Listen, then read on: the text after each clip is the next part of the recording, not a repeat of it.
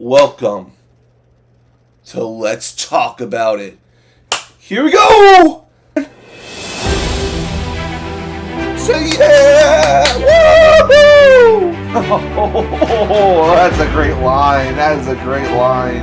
Almost fucking killed me! You're welcome!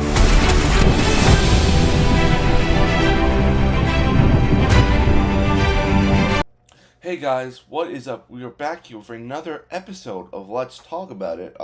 Seems like a lot of you seem to check out my last one, which was really surprising. For me, I didn't know the series was gonna hop up back to where it was before, but I'm so glad it is. So we'll try to be doing this every day for you guys now. So let's jump into the topics we have for today, and we're gonna start with this one right here.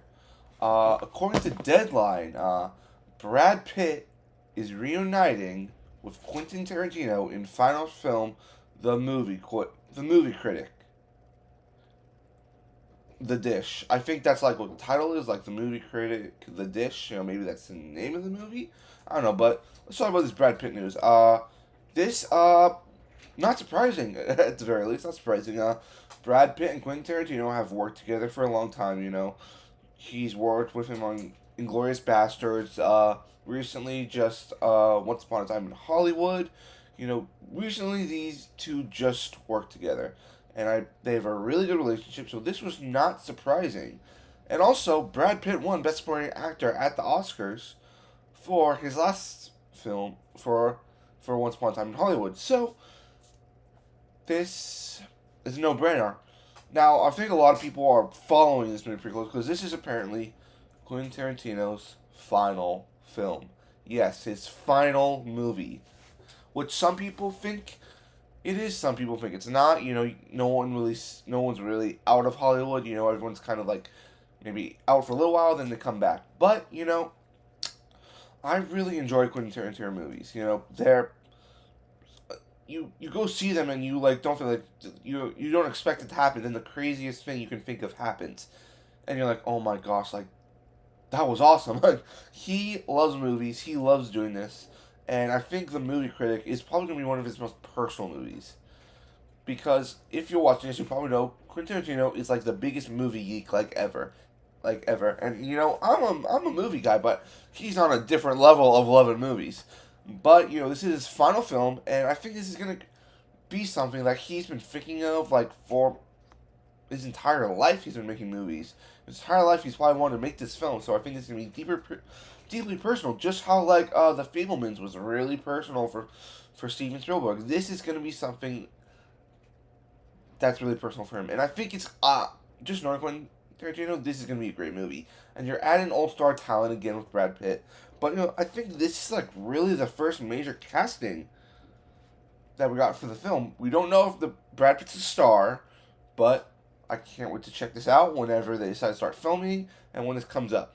So, please So, guys, what do you guys think about this topic? Please leave in the comments down below what you think about it. Alright, let's move on to the next report we got over here. And this was not a big one, but I thought it'd be good to go over. According to Deadline, they did a story basically saying Jeremy Renner on reprising Hawkeye role in future Avengers movies. He says, "I'm always game." Now, the reason I'm reporting on this is because, if you guys probably know, a year ago, Jeremy Renner was in a terrible, terrible snowplow accident where it was really... People were really wondering, is he going to survive this? Is he ever going to wake up? And he did. And, he's walking around with a cane, He's going back to work now. He's doing Mayor of Kingstown Season 3, which is really good to see. I really love that show. And, we're like, hey, is Jeremy going to come back as Hawkeye?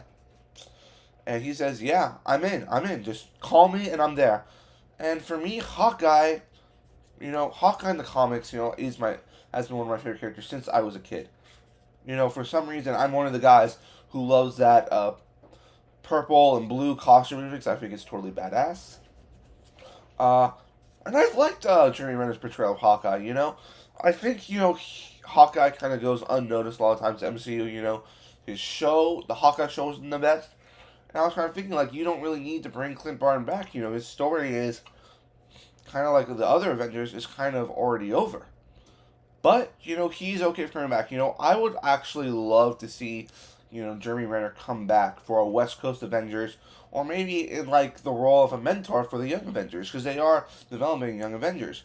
I want to see, like, Jeremy Renner kind of be, like, the Nick Fury now of these new Avengers. He is kind of a lot. He was kind of like out of all like Hulk and Thor. He's the one I think like who's more like of the dad of the Avengers. He's always telling them like, no, no, no, don't do that. Listen. Let me tell you something. I've been doing this for a while. Do this, do that.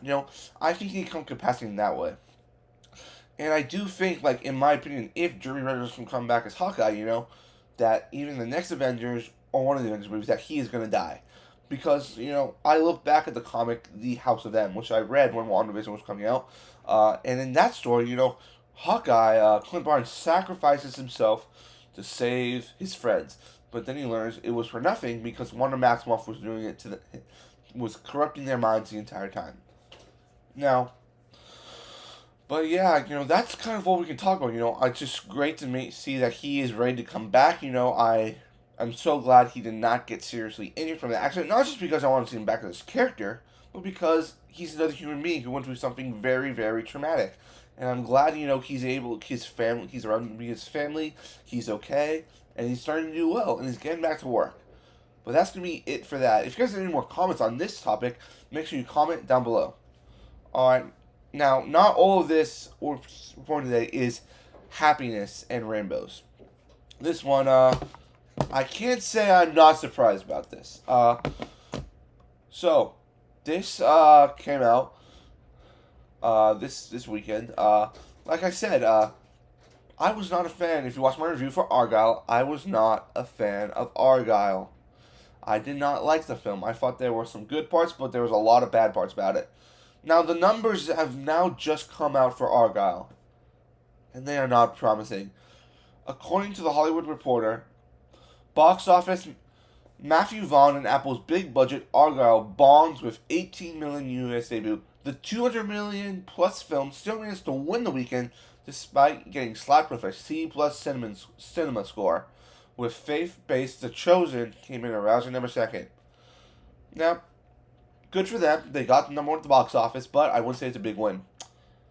This movie was said to make 25 to 30 million. And I said that in my review. That's what I expected it to make. It made less than that. Guys, it made 18 million. $18 million. Now, we won't know the, like, legit numbers until really tomorrow, because I still got to collect Sunday's numbers, which it might be in, like, the 1920s, but this is not good, guys. This is not good. Like I said in my review, this movie had a ton of problems. It was a movie that didn't really know what it wanted to be. It didn't know if it wanted to be a spy thriller. It didn't want it to be known as kind of like Night and Day with that Tom Cruise movie. It was starting in the beginning to feel like that. And then it just kept switching plot to plot to plot, and they tried to make the twist after twist. They tried to make the plot make sense. It didn't make sense. And that's, I think, what was the big thing with the movie. And also, the Rotten Tomatoes score came out and probably did not make a lot of people want to go see it. And when I went to my screening of Argylle, I saw it Friday night. I was watching it with a really big. It's a pretty big audience, a lot bigger audience than I saw The Beekeeper in. And the audience, I could tell by watching it, was not having a good time. They laughed at some parts, but overall, they weren't. You could feel in the room they were not enjoying it. And for me, like, there were even parts where I kind of closed my eyes for a second. I'm like, okay, I'm gonna close my eyes and hopefully this movie will be over. Usually when I go see a movie, I don't wish it's over. I wished it was over, and I was kind of happy it was. I got out of that movie as fast as I could because I did not enjoy it. And I really feel for the movie because Matthew Vaughn, he's one of my favorite directors. I love First Class, like I said. I love the first Kingsman. I even enjoy the second Kingsman. But this was not good, guys. It was not good. And like I said in my review, this movie is going to suffer so bad. I said that maybe I said I'd be surprised if it made 150 million worldwide. I don't even think now this movie's going to make 100 million worldwide. That's how bad it's going to be. But the real question now is, should Apple be giving these films big budget movies? Now, I have to give props to Apple about one thing. They said they're committed to doing films theatrically, which not really another streaming services do. Amazon Prime, doesn't do that. Most of the time, Netflix doesn't do it at all because they're crazy and idiots. And the Amazon Prime thing with Roadhouse, like that was a whole thing with it. But Apple, they've been releasing these movies that they put back on the streaming service. But the thing is, the last two Apple movies have suffered greatly. You look at Killers of the Flower Moon, sure, that's okay because it's an Oscar-nominated film. But I don't even think that movie. I think that movie barely made $100 million worldwide. They lost money on that. Now that you got this was supposed to be one of your big films. You got stars like Henry Cavill, John Cena. You got Dua Lipa in there. You got Bryce Dallas Howard, Sam Rockwell, Bryan Cranston, Samuel L. Jackson. The list goes on and on with stars in this movie. And the most you can make is $8 million. Now this also shows one thing. And this is also with Marvel and everything else in movies. You can't just make a movie and put a bunch of stars in it and expect people to go want to see it. Sure, you'll attract attention, but at the end of the day, people want to go see a movie that's good. Your goal shouldn't be to make a franchise or go out and get all these stars. Like, put all these stars in here so we can compensate for us not having a great movie. That's what they did here. And that's what I think a lot of movies are doing now. Sure, like, there's the exception. Oppenheimer, great cast. Barbie, great cast. But that also has a great story. In there. A great story that relates to audiences today. This doesn't relate to anything that people would go through today. There wasn't really a message, I felt, in the film. When you're making not every film has to have a message, but it has to have a basic point they want to get across to the audience. What was the point Argylle wanted to make to the audience, But overall, not great for Apple, not great for Matthew Vaughn, not great for anyone starting the movie. And we'll see how this looks in the next coming weeks. But that's going to be that for that topic. If you have any more comments on this topic, please comment below and tell me about it. Alright, now let's talk about some casting that's been happening around Hollywood. We're talking about this first one. We'll go to the big one after this one. So, I believe a day ago, Sonic 3 dropped their first logo teasing Sonic and Shadow. But, along with that, we also got the casting of some people coming into the movie. Now, this is by Screen Rant. Sonic 3 adds 6 to cast, including Jessica Jones and Ted Lasso stars. Now, this cast is looking really good. So, I'll tell you what the cast updates we have. We have Christian Ritter, James Wolk, Ala Brown, Joreen Tacoma, Sophie Perez, and Christopher Fernandez have joined the sequel. Now, you got Christian Ritter in there from Jessica Jones, which I think she's very underrated actress. She's very good. And I kind of have a feeling I know who she might be playing. Two people she might be playing. Then we have Cristiano Fernandez, who played Danny Rojas in Ted Lasso. I love Cristiano Fernandez. He was also Wheeljack in Transformers: Rise of the Beast. Great. And also, you got the returning characters here. You got Ben Schwartz, James Marsden, Idris Elba, Colleen O'Shaughnessy, who voiced Tails, Knuckles, Donut Lord, and Sonic. They are all back in the movie. No confirmation on Shadow voice actor yet. No confirmation on that. They're going to hold off on that for a couple more months. Now you're probably also wondering, who could Christian Ritter and Cristiano Fernandez play? There's also some other actors, but they're not really big names that we can really discuss roles. I honestly think Christian Ritter is playing either two characters, Amy Rose or Rogue the Bat. Now, personally, I think Christian Ritter would do great as Rogue the Bat, and if you do not know those characters, Amy Rose is kind of like the girl protagonist of the Sonic franchise, And like earlier when I was a kid, they always portrayed Amy as like the person obsessed with Sonic, was her fan, wanted to be in love with him, and Sonic was like kind of blowing her off all the time. And I hope they don't really treat her that way in this. I think, I think there's a chance, for you to add like a really badass like girl Sonic character into the mix that's not human. And then you got Rogue the Bat, who's kind of like this anti-hero. She's like a spy. She's like, yeah, she's a spy, but she mainly works with Shadow. And there's also another one that works with Shadow. There's like this big red robot that Dr. Eggman invented, who kind of like develops, like, he becomes an artificial intelligence and he turns good and works with Shadow, Rogue, and they go on missions with Gunn. So that's the possibility of those two characters being played. Now we got Christopher Fernandez. Now, I don't know if this is still happening. I don't know if it's even coming out for them, but we are supposed to get a Knuckles TV show before Sonic 3, which we have not heard a lot about recently. We don't even know. We know they filmed it. We just don't know when it's coming out, and we don't really know the cast for it, except Idris Elba's in it. I think Christopher Fernandez could be playing one of the Chaotic. Now, you probably like wondering, who are the Chaotic? What are you talking about, man? What are you talking about? Well, the Chaotic are a group of heroes that kind of like are Knuckles' like team, You have the Mighty Ray, You have a chameleon who can turn invisible. You have an alligator with headphones, This is a really cool group of characters. You have you have this bee character who's super, super cute in the comics. And I hope this is it. I think Cristiano Fernandez could be playing maybe the alligator or the Ray or chameleon, but it would be really cool to see the Chaotic come into the Sonic movie. But that's all we have for the casting right now for Sonic 3. Please make sure you comment down below. If you guys have any other information, please share it. And if you have any thoughts, please share it as well. Alright, let's move on to this final topic here.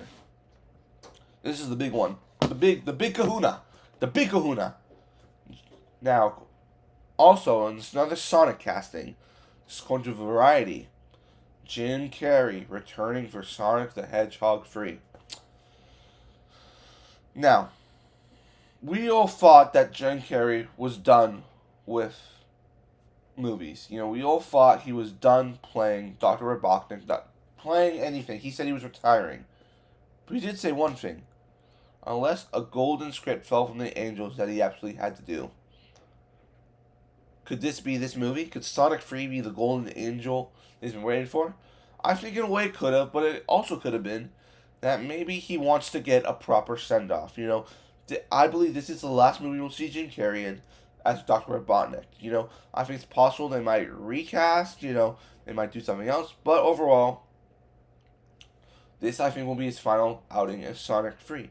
As Dr. Robotnik in Sonic the Hedgehog 3. But, I think, you do the movie with the same three villains. That's the same villain for 3 movies.